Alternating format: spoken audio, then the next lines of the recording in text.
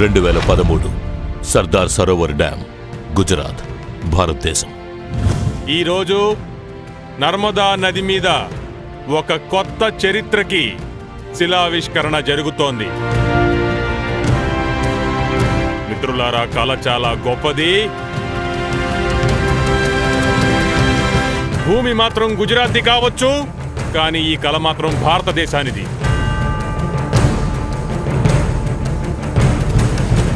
ఈ దేశం కోసం జీవించడం, ఈ దేశం కోసం మరణించడం మనకి అంతకన్నా మించింది ఏదీ లేదు మిత్రులారా. చాణక్యుని తెలివి, ఈ దేశాన్ని ఒక్కటి చేయాలనే ప్రయాస, అది ఒక మహాపురుషుడికే సాధ్యం. ఆ మహాపురుషుడి పేరు సర్దార్ వల్లభాయ్ పటేల్. సర్దార్ వల్లభాయ్ పటేల్ భారతదేశపు లోహ పురుషుడు. ఆంగ్లేయుల కుటిల నీతి హిందుస్థాన్ని ముక్కలు ముక్కలు చేయడం.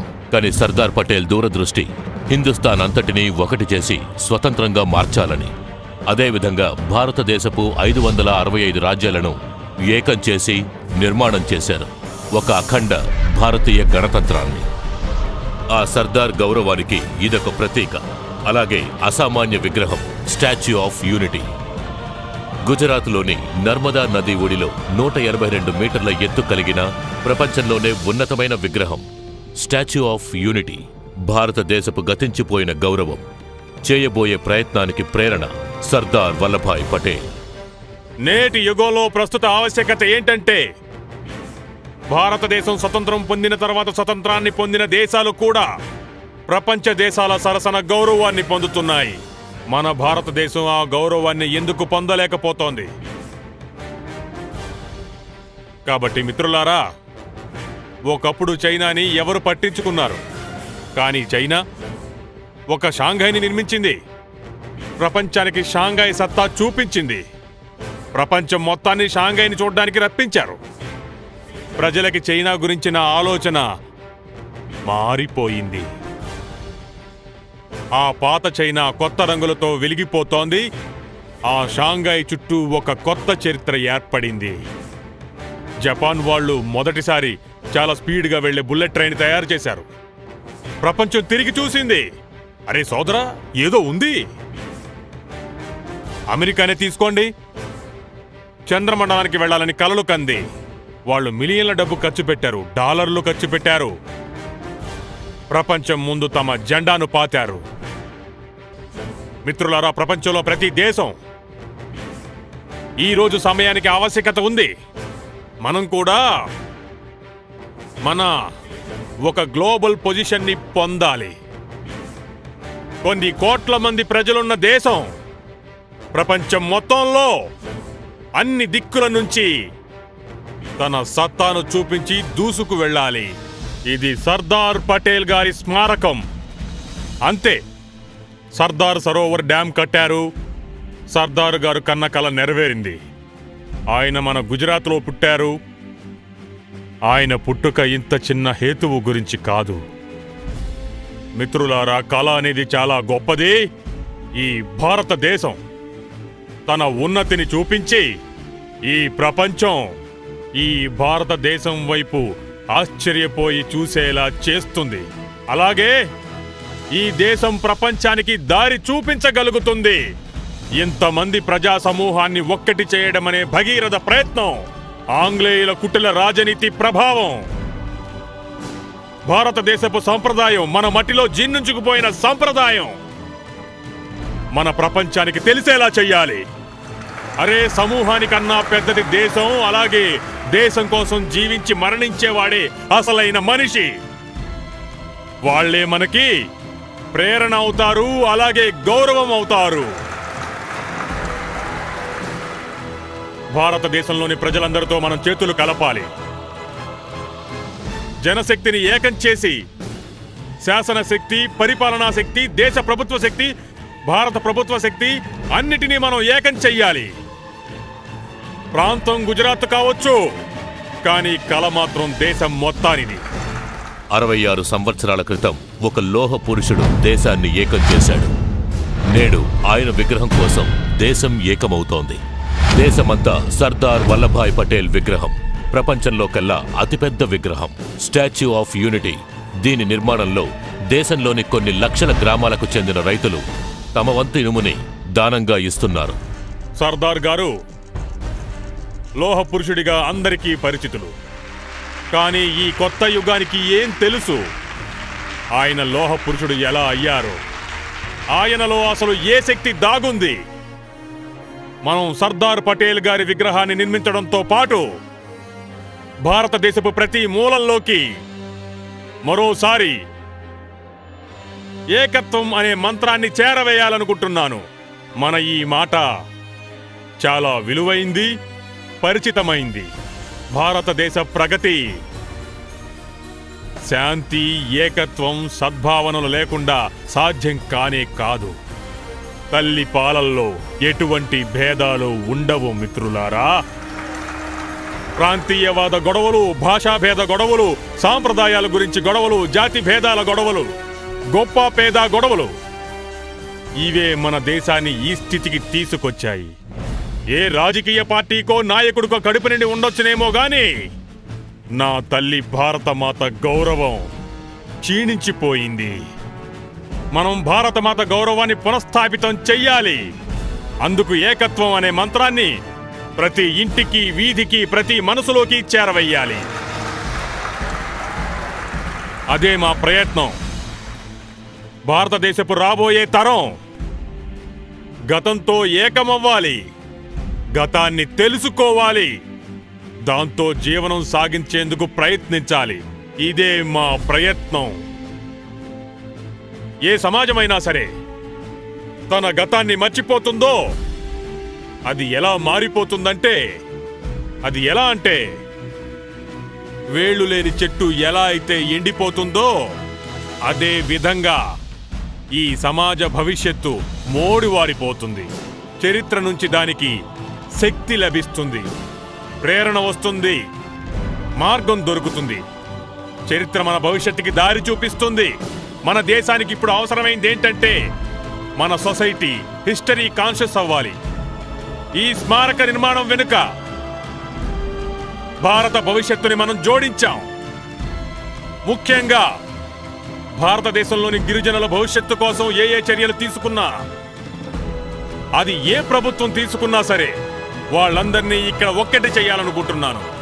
అలాగే మేము భారతదేశంలోని నా గిరిజన సోదర సోదరీమణుల జీవితాల్లో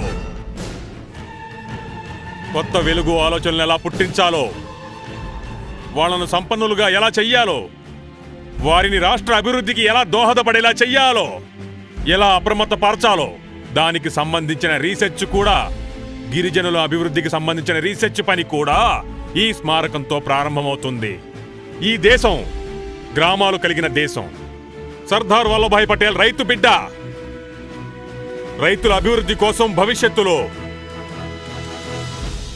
భవిష్యత్తులో ఎటువంటి ఆధునిక విజ్ఞానం అవసరమో, ఆధునిక టెక్నాలజీ అవసరమో, మన గ్రామాల అభివృద్ధికి ఇంకా ఏమేం చెయ్యాలో, మన రైతు ఆధునిక మార్గంలో ఎలా ముందుకు వెళ్లాలో, దీనికి సంబంధించి శిక్షణ ఎలా ఇవ్వాలో, అలాంటి ఒక రీసెర్చ్ సెంటర్ భారతదేశపు రైతు కోసం, భారతదేశ అగ్రికల్చర్ కోసం, గ్రామ పేద రైతు కోసం, ఈ పనులన్నీ కూడా అందులో ఇమిడి ఉండేలా సర్దార్ వల్లభాయ్ పటేల్ గారి స్మారకాన్ని ఈ భూమి మీద నిర్మించదలుచుకున్నాం. స్టాచ్యూ ఆఫ్ యూనిటీ ప్రాజెక్టులోని అంతరార్థం సర్దార్ కోరుకున్న విషయం అదే. వ్యవసాయ వికాసం, జన వనరుల వికాసం, గిరిజనుల వికాసం, అలాగే గుడ్ గవర్నెన్స్ వికాసం. రీసెర్చ్ ఇన్స్టిట్యూట్స్ కూడా ప్రారంభం కాబోతున్నాయి. ఈ పనిలో మేము భారతదేశాన్ని ఏకత్వంతో కలపాలనుకుంటున్నాము. ఎందుకంటే ఖజానాలోని డబ్బును తీసి విగ్రహాన్ని చెయ్యొచ్చు, కానీ మా కోరిక అది కాదు. మేము ప్రతి ఒక్కరిని ఏకం చేసి చూపించాలనుకున్నాం. ఎందుకంటే సర్దార్ పటేల్ గారు ఏకత్వాన్ని సాధించారు. అలాంటి సర్దార్ గారి స్మారకం ఏకత్వానికి సందేశం అవుతుంది. అందుకోసం మేము భారతదేశపు ప్రతి ఊరిని కలపాలనుకుంటున్నాం.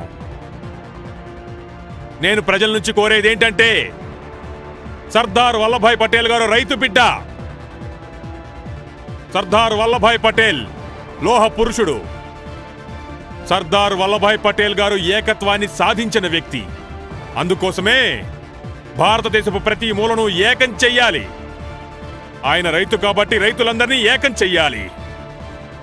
ఆయన లోహ పురుషుడు కాబట్టి లోహాన్ని అడుగుతున్నాం. అందుకోసమే మిత్రులారా, భారతదేశంలోని ప్రతి ఊరిని మేము ఏం కోరుకుంటున్నామంటే, మీరు మీ గ్రామాలన్నిటి తరపున రైతులు వాళ్ళు ఏ పనిముట్లను ఉపయోగించారో అవి కూడా పాతబడిపోయినవి, అదే భారతమాత ఒడిలో సేద్యం చేసినవి.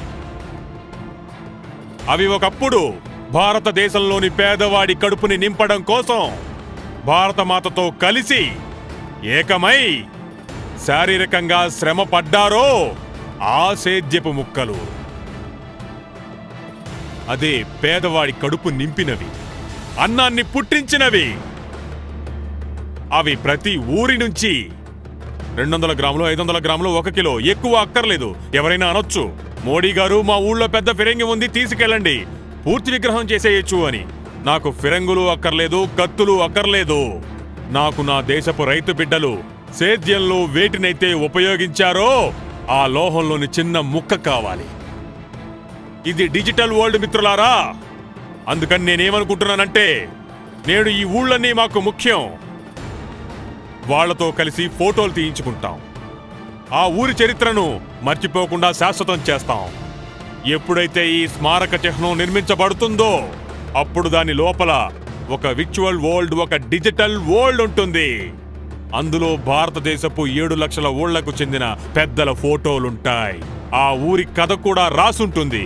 ఓ 10 సంవత్సరాల తర్వాత ఎవరు వచ్చి చూసినా సరే, దీనిలో నా ఊరి భాగం కూడా ఉంది కదా అని వెంటనే డిజిటల్ వరల్డ్కి వెళ్ళి చూస్తారు. చూసి 50 సంవత్సరాలకు ముందు మా ఊరి పెద్ద మనిషి ఉన్నాడు, ఫోటో ఉంది, మా ఊరి కథ కూడా ఉంది అనుకుంటారు. ఈ పవిత్ర కార్యాన్ని నేను చెయ్యాలనుకుంటున్నాను. సర్దార్ పటేల్ దేశ స్వతంత్రం, నవనిర్మాణం రెండిటికీ ప్రేరణ ఇచ్చారు. ఆయన ప్రయత్నం వల్లే మనం ఈరోజు గర్వంగా భారతదేశమంతా ఒకటేనని, అఖండ భారతమని చెప్పుకుంటున్నాం. ఆధునిక భారత నిర్మాణకర్త సర్దార్ పటేల్ రాబోయే తరాల కోసం ఒక ఉదాహరణ అవుతారు. అలాగే మనకు లభించిన స్వతంత్రానికి చిహ్నంగా నిలుస్తారు. ఈ సర్దార్ స్మారకం ప్రపంచవ్యాప్తంగా ఉన్న ప్రజలకి యాత్రా స్థలంగా మారుతుంది. ప్రస్తుతం భారతదేశంలోని తాజ్ మహల్ చూడడానికి సందర్శకులు వస్తున్నారు. అమెరికాలోని స్టాట్యూ ఆఫ్ లిబర్టీని చూడడానికి ప్రపంచంలోని అన్ని దేశాల వాళ్ళు వస్తున్నారు. ఫ్రాన్స్లోని టవర్ని చూడడానికి ప్రపంచ ప్రజలందరూ వస్తూ ఉంటారు. మిత్రులారా, మేం కోరేదేంటంటే, ఈ ప్రపంచానికి ఇది సందర్శన స్థలం అవ్వాలి. ఇక్కడికొచ్చే వాళ్ళంతా అంటారు, చూడండి భారతదేశంలో ఇలాంటి గొప్ప వ్యక్తి ఉండేవారు అని. మన ఉన్నతిని చూస్తారు. మన దేశపు ఉన్నతిని, గొప్పదనాన్ని వాళ్ళు కొలవాలి.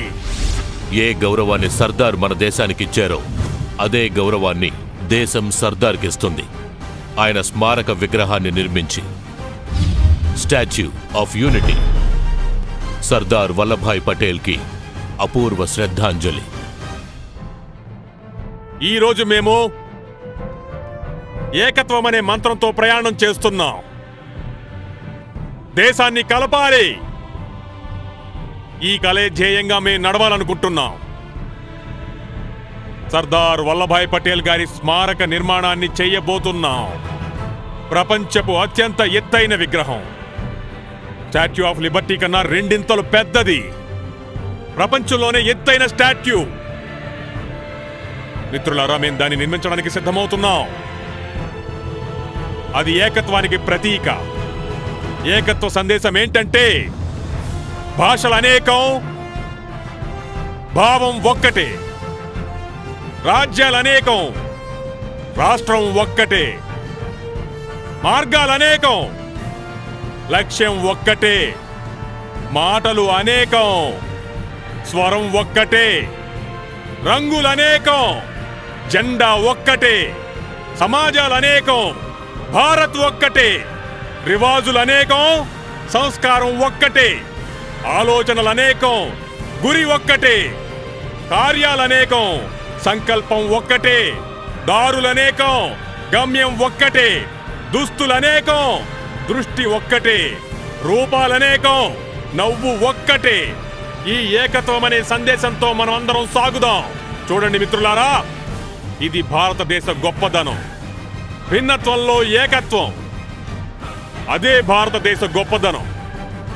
మనకి అనేక పంథాలుండొచ్చు, సంప్రదాయాలుండొచ్చు, అనేక ఉపాసనలు ఉండొచ్చు, అనేక భాషలుండొచ్చు, అనేక జాతులుండొచ్చు, కానీ మనమందరం ఒక్కటే. మన ఏకత్వం గ్యారంటీ, మన ఉజ్వల భవిష్యత్తు గ్యారంటీ.